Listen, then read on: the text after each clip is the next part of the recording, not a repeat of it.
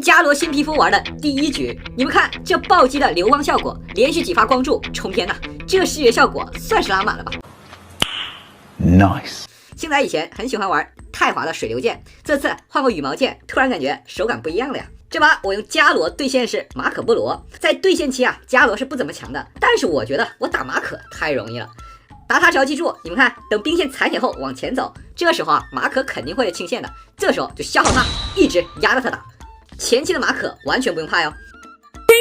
哎，这马可居然出来了呀！这是故意出来送我人头的吧？直接点，你们看这金光闪闪的羽毛剑，特效拉满之后，其实看起来并没有那么差，我觉得质感还是非常不错的。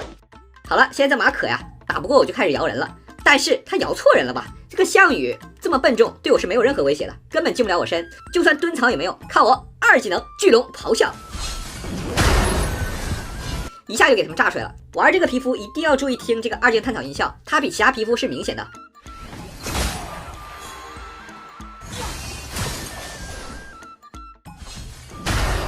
一声龙的怒吼，这算是这款皮肤独有的一个声音细节了，而且这个射程我都感觉远了一些，隔这个屏幕都给人打中了。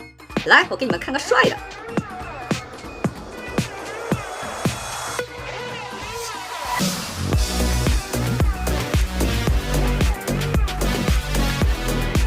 整体现在我觉得玩了2天这款皮肤，其他地方我是挺满意的，就是这个大招有点受不了。王者呀，把伽罗的所有皮肤的大招好像都削弱一点，颜色变淡了。而你们看，我和貂蝉一起开大，我甚至分不清自己的大招啊。不过鉴于伽罗大招经常是一开一关，是用来加速的效果，所以特效淡点也无伤大雅了。你们对这款皮肤满不满意呢？